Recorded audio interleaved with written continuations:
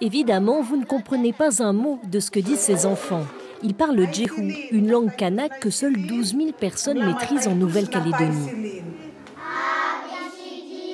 C'est à l'école publique qu'ils apprennent le béaba de cette langue. Il y a beaucoup de sons qui sont très difficiles, ils sont même complexes. En Nouvelle-Calédonie, 20% des élèves de maternelle apprennent une langue kanak à raison de 7 heures par semaine.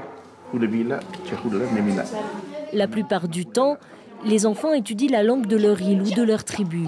D'après les recherches qui ont été faites, il semblerait que les enfants ils réussissent mieux dans l'apprentissage dans les autres matières s'ils assimilent bien leur langue maternelle. Quant à ceux dont la langue maternelle n'est pas kanak, cet enseignement permet de s'ouvrir à la culture mélanésienne. C'est un patrimoine, hein? C'est un héritage à conserver. Je pense que si on ne l'apprend plus, on va le perdre. Aujourd'hui, 13 langues kanak sont enseignées, toutes complètement différentes les unes des autres. Et c'est même devenu une option au baccalauréat. Mais dans certains coins de la Nouvelle-Calédonie, il est déjà trop tard. Écoutez bien ces deux dames.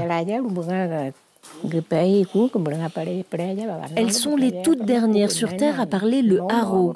Dernière tentative pour sauver ce qui peut l'être, faire appel à ce jeune homme. Il est collecteur de mots.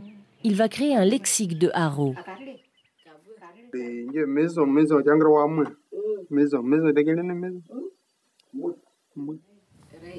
À côté d'elle, leurs frères, ils comprennent la langue mais n'arrivent pas à la parler. Le français a supplanté leur langue maternelle. Le poteau, mais on n'arrive pas à trouver le mot parce qu'on dit poteau. Vous dites en français alors? Oui, oui. Retranscrire les langues kanak est particulièrement difficile car la plupart n'ont jamais été écrites. Certaines ont jusqu'à 24 voyelles et autant de consonnes.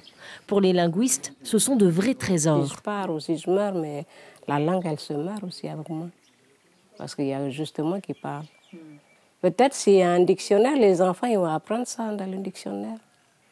Selon l'UNESCO, sur les 28 langues kanak, 19 sont en voie de disparition.